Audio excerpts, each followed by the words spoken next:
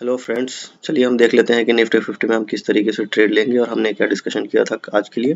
हमारा जो डिस्कशन था फ्लैट के केस में कि जब भी मार्केट फ्लैट खुल के इस लो को ब्रेक करेगी तो हमारे टारगेट कुछ नीचे तक के हो सकते हैं और यहाँ तक के टारगेट हमने रखे थे, लेकिन मार्केट टारगेट की तरफ आई जल्दी और फिर यहाँ से जब इमीडिएट रिवर्सल होने लग गई तो यहाँ कहीं इस 15 मिनट 5-5 मिनट की तीन जो रेड कैंडल है इसका जब हाई ब्रेक हो गया तो फिर मैंने यहाँ पे अपना प्रॉफिट बुक कर लिया। ऑलमोस्ट ज़्यादा पॉइंट नहीं मिला लेकिन ओवरऑल फिर भी एनालिसिस अच्छा था। थोड़े से टारगेट हमारा मिस हो गया लेकिन ओवरऑल ये रिवर्सल एक्सपेक्टेड नहीं था कि इस तरीके से रिवर्सल आएगा। ये यहाँ से साइडवेज एक्सपेक्टेड था और फिर कल के डेट में ये गिरावट नेक्स्ट ट्रेडिंग सेशन में होने वाली थी, लेकिन अब मार्केट में ओवरऑल पूरी की पूरी सेंटिमेंट बदल गई है तो अब हमने अपना एनालिसिस भी उसी के हिसाब से बदल लिया है। तो चलिए अभी बात कर लेते हैं इमीडिएट सपोर्ट और रेसिस्टेंस की। जो इमीडिएट रेसिस्टेंस है अभी जो मार्केट ट्रेड कर रही है 20,950, ये एक लेवल है, ये रेसिस्टेंस का काम करेगी। और दूसरा जो है 21,040 का ये एक रेसिस्टेंस है। सपोर्ट की बात करें तो 20,780 एक हमारा इमीडिएट सपोर्ट है और दूसरा है 20,620 जो काफ़ी दूर है और स्ट्रॉन्ग है। तो अब बात कर लेते हैं कि मार्केट में किस तरीके से ट्रेडिंग होगी। जो बेस्ट ऑप्शन रहेगा हमारे लिए वो सबसे बेहतर रहेगा कि मार्केट गैप डाउन खुल जाए।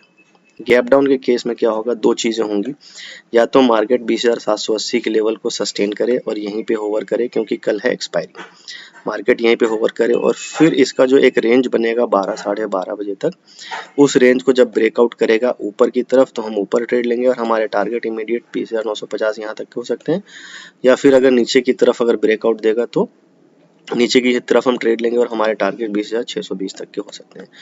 ये हो ये स्ट्रैटेजी हमारी हो गई गैप डाउन की। गैप डाउन के बाद अब हमारा क्या एक स्ट्रैटेजी और है, दूसरा है हमारा गैप अप के केस में क्या है, सेम जैसे हमने गैप डाउन में किया है वैसे गैप अप खुल जाए और गैप अप खुले कहाँ 21,040 के आसपास, यहाँ पे कहीं गैप अप खुल जाए इस लेवल पे और मार्केट इसी के आसपास होवर करता रहे 11 साढ़े 11 12 बजे तक। और जिस भी तरफ मार्केट ब्रेकआउट देगा, ऊपर की तरफ अगर ब्रेकआउट देगा तो हम ऊपर की तरफ ट्रेड लेंगे और हमारे इमीडिएट टारगेट 100-150 पॉइंट ऊपर तक के हो सकते हैं।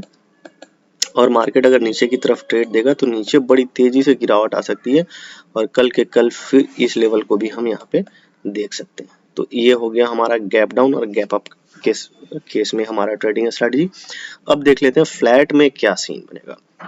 फ्लैट में सीन यही बनेगा क्योंकि एक इमीडिएट रेसिस्टेंस है जो पहले सपोर्ट था, अब यहाँ पे अगर फ्लैट ओपनिंग हो जाती है इस रेंज में कहीं भी तो मार्केट पॉजिटिव ही रहेगी। क्यों?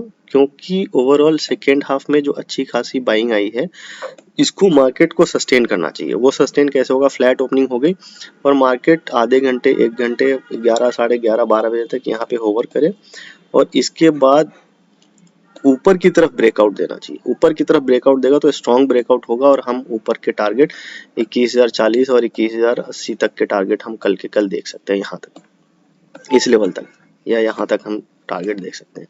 तो ये तीन सिनेरियो हो गया, तीनों सिनेरियो हमारे लिए सबसे बेस्ट है ट्रेडिंग के लिए।